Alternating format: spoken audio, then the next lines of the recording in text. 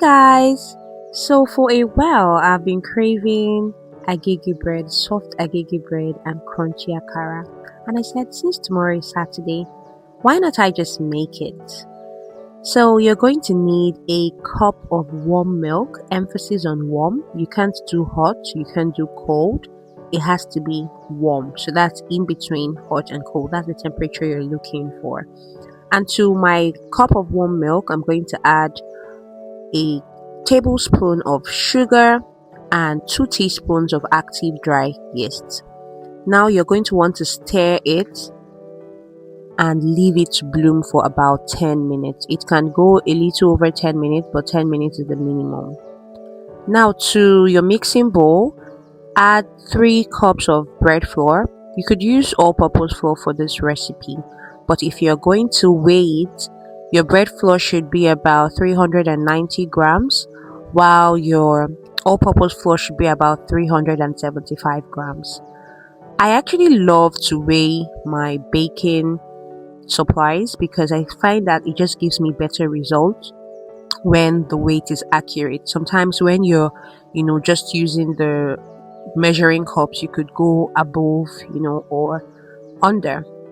Now to my mixing bowl that I have my flour, I'm going to add a 1/4 cup of sugar and a teaspoon of salt. After you have added your dry ingredients, you're going to want to just mix everything together, make sure it's well combined, and set aside.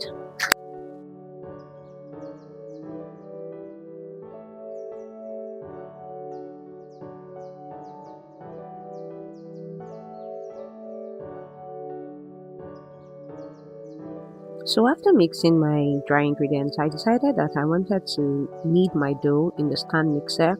So I had to transfer my dry ingredients from the small mixing bowl to the bigger mixing bowl that can accommodate the stand mixer, and that's what you see me doing here.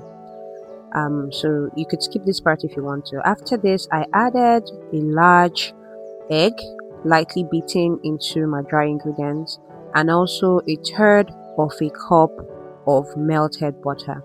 Please, if you melt your butter in the microwave or in a double boiler, you want it to cool down a little bit before pouring it into your batter. You don't want the hot oil to cook the egg while you're pouring it in. So now you want to get your yeast and milk mixture. By now it should be blooming. Look at the consistency, it looks a bit foamy, and you're going to pour it into your batter. Feel free to use your hands as your kitchen.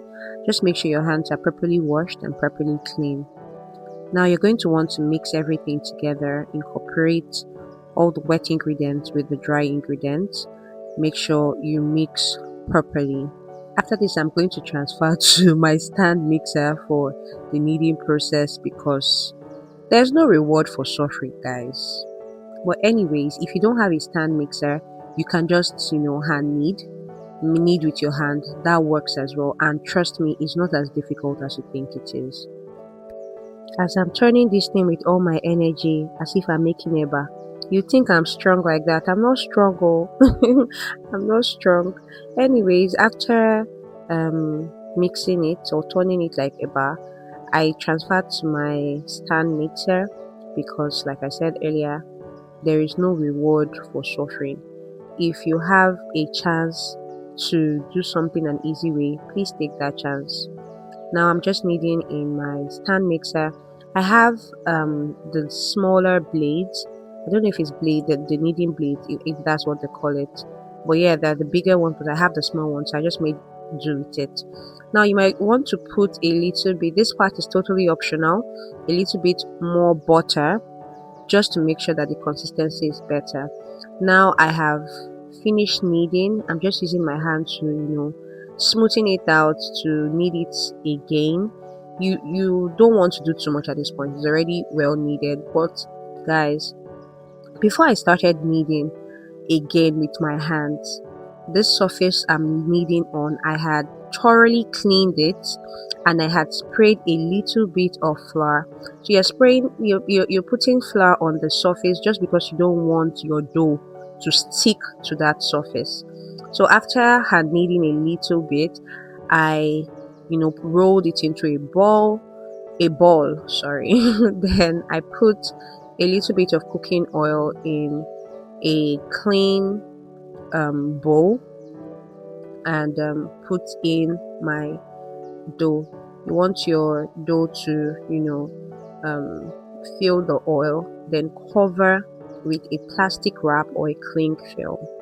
This part is very important because this is where you're going to leave your dough to rise. We call it the first proofing. You want it to swell up, you want it to grow or double in size. So you're going to cover it properly and keep in a cool, dry place so that it can rise properly or proof for about an hour. I like to put mine in the oven, not an on oven. Now at this point, I decided to prep my beans. Just washed it and put it in the blender. Guys, if you are not using this blender hack in 2025, I don't know what you're doing. It makes me wash my beans in, guys, 5 minutes. My beans is washed and clean. No time to waste time. You can see how clean my beans is here. I've washed all the back away, and now I'm going to transfer to a clean bowl and fill it up with water. Now you're going to want to, it's very important that your akara soaks overnight, so just put it in a clean bowl, fill it up with water and cover the bowl and put in the fridge. Now my dough is ready. I have proofed it. You could see it's double in size from when I initially put it in a cool place to proof. So now you're going to want to open it and punch out all the excess air. Give it a strong blow. Yes, punch out all the excess air. And at this point, you want to knead it the second time just to prepare it for proofing. Now, mind you, at the time I'm doing all this prepping, it's about 11 p.m. on Friday night. So I do not intend to bake this bread at this time. I wanted to just prep everything and bake it the next morning, being Saturday, so that my family and I can have this for breakfast. So I kneaded the dough flat on the surface, and I cut it into 2 equal parts because I want to bake in 2 different pans. Now I did not have a rolling pin, so I used a very clean mason jar as a rolling pin. This is just to tell you guys that you can improvise with anything you have in your kitchen. Now I cut my dough after rolling it out into a flat dough into 3 equal parts that I'm going to knead, and make into, because I want to do 2 different styles of bread. I have also at this point, while it was proofing, cleaned and oiled my pans. I had also put in a parchment paper at the bottom just so the bread doesn't stick in. So now you're going to want to roll each individual piece out of the first 3 pieces you cut. Roll it like so and pinch. This part is very important. You need to pinch it close together because you don't want any air entering into the pockets of your dough. Now I did the same for the other parts of the dough and I laid them into my baking pan. Now you're going to want to wrap your baking pan like you did the first time when you were proofing for the first time. And if you're baking immediately, store in a cool dry place like you did the first time for about 45 minutes to 1 hour for it to double in size. But I wasn't baking today, so I just put this in my fridge, and I did the same thing with the other dough that I had set aside. But this time, instead of cutting it into 3 different pieces, I just did 1 large one. Now this is the next morning. You can see that my dough has doubled in size. Now because I put it in the fridge, it did not proof as fast as it would have if it was in a cool dry place. This is because the cool temperature of the fridge slows down the activity of the yeast. Now if your dough didn't proof as much in the fridge, you can bring it out and let it sit on your table counter or put it in a cool dry place for about 30 minutes to 1 hour. Now I am trying to use my egg wash on my dough. that has risen. For this, you just need 1 large egg and 2 tablespoons of milk. Beat it together.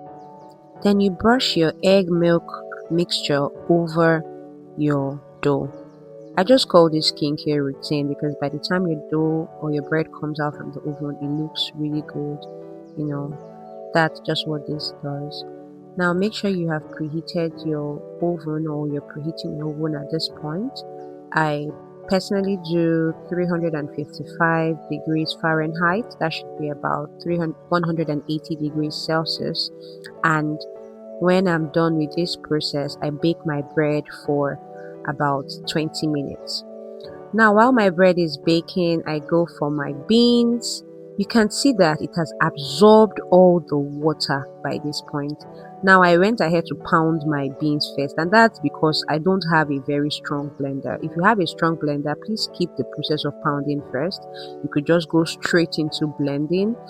And I blended with a little onion and bell pepper. Akara does not need too much. Salt is enough. You could just put salt to taste and mix properly. You want to turn in one direction to incorporate as much air as possible.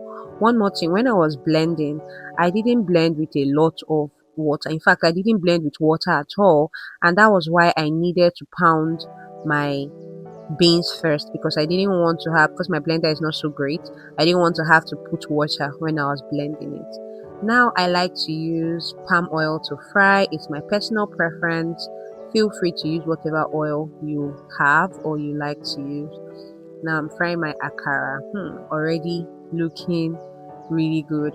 One more thing, akara likes onion. Please put enough onion so your akara can be delicious. You can even slice some inside the akara batter before you fry. Now I fried my akara, and at this point I was already salivating, seeing how beautiful the akara was looking, and yeah, it was ready.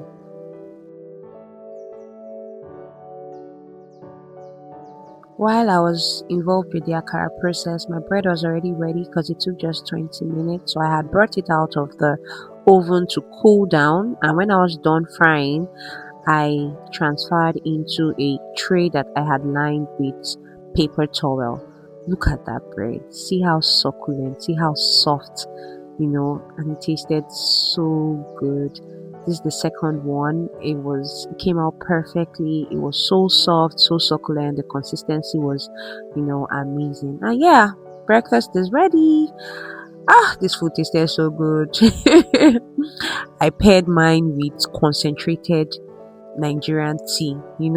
That hot chocolate that you use milk and a lot of chocolate to have.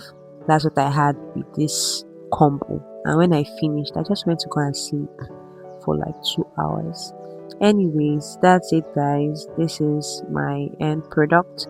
It came out very delicious, both the bread and the akara. And yeah, that's it, guys. Thanks for watching.